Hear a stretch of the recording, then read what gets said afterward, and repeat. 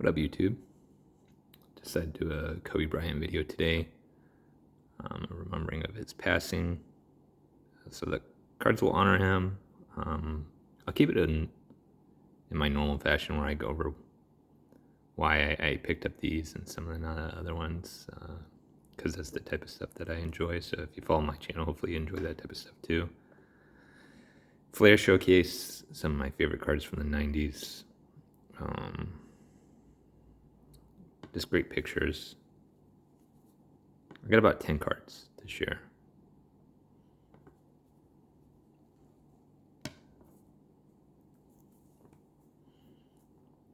Ultra. This is what they call the Encore because in Series 1 he has a card. So this is his Series 2 card. Gold Medallion. You have to look for the Gold Medallion. Centering on these can be really tough. Left to right.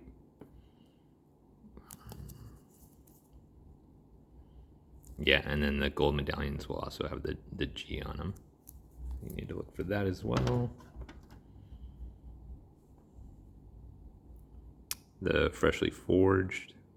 These are a pretty rare insert in metal. I'm not sure how they do centering on these. This edge always seems to be fat on all of the cards in the set. Iverson's in it. The cool thing about grading your own cards, I didn't grade this one. I haven't graded much Kobe at all, just because raw is so expensive, and I figure most of the good raw stuff's already being graded. These are pretty thin cards. They have a cool texture to them. Sometimes you'll see where the metal flaked off on the back as well.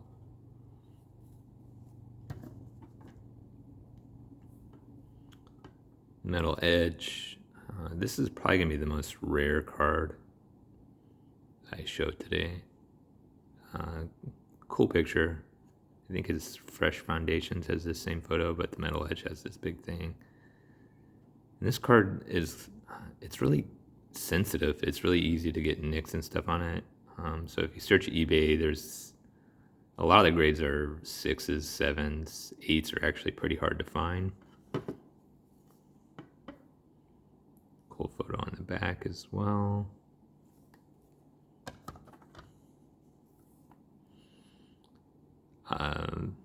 This is one of probably the biggest bummers of slab and stuff. These have an amazing texture, the cyber metals from metal. This is an insert too. Ray Allen's in it. I don't think Iverson is. Just really, really cool texture. Pretty good pose. The back's great too. Hoops. Not a huge hoops collector, but I really do like this card because it's gold. I've tried picking some of these up raw before, just the gold cards of other rookies in the set. They're really condition sensitive. I don't think I've bought a raw that's been 8, so I just quit giving up on buying the raws, and I just buy them graded now. There's another base, so this is the insert. It's called Hoops Rookie instead of just Hoops. I call it Hoops Gold. Other people will call it Hoops Gold. Sometimes you'll see that in the descriptor. This is row 1. I just like this pose or this picture better than row 2. Maybe let me know which one you prefer. I like the row 1. About the same rarity. The row 1 does go a little higher, even though they're about the same rarity, and I think that is because of the picture. But this is probably one of my favorite Kobe rookies.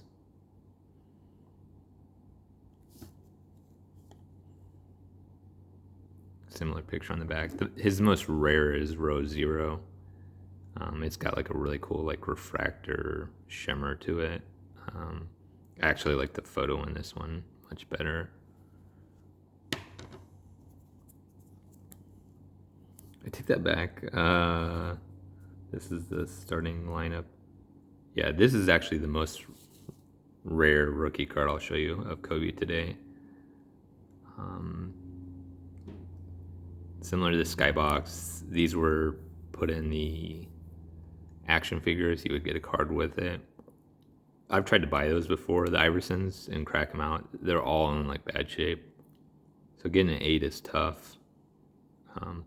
I prefer Skybox over Topps Premium just because it has like a marble finish and looks more like artwork to me. The picture and like the artwork of the card is very important to me. So this is actually one of his most rare rookies, and it's very, very affordable. By affordable, I mean under 200. I don't have a whole lot of Kobe just because his stuff is pricey, just like MJ. And I'm more of an MJ collector. It's cool to see both of them play together, MJ versus Kobe. I think they both learned a lot from each other. Youthquake, there's one in Topps Chrome as well as in just Topps paper. The other cool thing about smithing is in hand, this is made of like wood, and they typically, like, when you get the cards, they're bowed.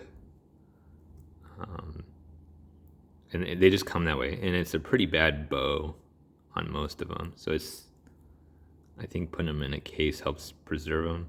This is a 9. Centerings are bad even on the 9s. So I have 2 9s. This is my best looking 9. I might upgrade the case one day. On the back, you can kind of see more of the wood finish. My camera's kind of playing games.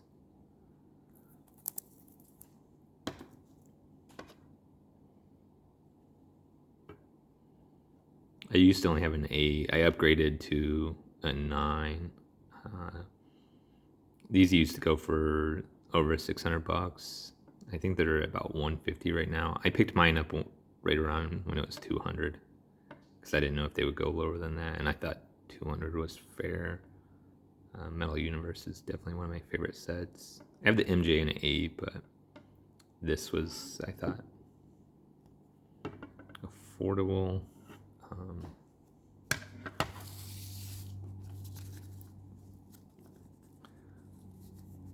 So if you guys follow my channel, you know I'm more about rarity and looks of the cards. So I thought I'd pull this up. This is the Kobe's top population. Most of these are 8s, 9s, and 10s. There's a couple below it, but people probably aren't grading those yet.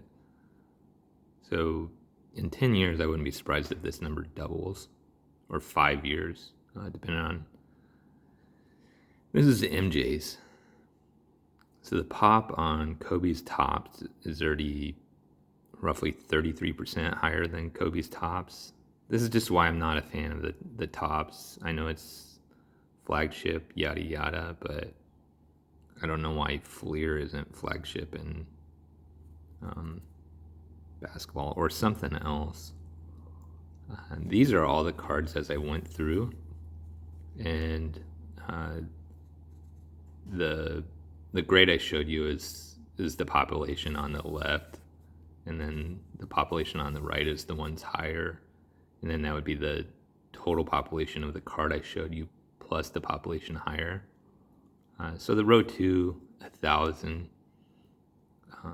and to go, all the grades I showed you, you can get those cards for the same price as a PSA 8 of a Kobe's top, roughly. So it's just crazy to me, the price difference on these rare Kobe rookie inserts compared to what people call the flagship. Makes zero sense to me. That's why I don't own a Kobe Topps. That's why I don't own a lot of Topps cards. Is I rather have the cooler, rarer cards. Row 2, about 1,000 total. Gold Medallion. These have crept down to like $100, which is just crazy. I circled the ones, or squared the ones. This is the freshly forged. They actually have a population lower than the PSA 10 of the Michael Jordan rookie. I mean, just to think about that. Metal Edge, high, very, very rare, especially in high grade. Under 200 of them. You think 200 people will eventually want those?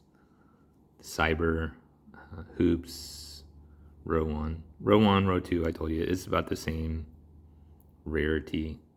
Youthquake is more rare than the Topps Chrome by about double. This is the starting lineup card, the most rare of the set, 120. And I won that in a PWCC auction for under, it was cheap. And the MU is Metal Universe. So the highest pop are the Flair's row 2s, but why people are buying PSA 8s of the Kobe Tops, you can have any of these cards for, what is that, 20, 30 times the rarity. I mean, anyways, that's part of what my channel is about. 90s collector, looking at rarity and cool cards. Oops. Feel free to let me know what your favorite was. I really love these Flairs. They're great in hand. My camera's not doing it justice. But rest in peace, Kobe.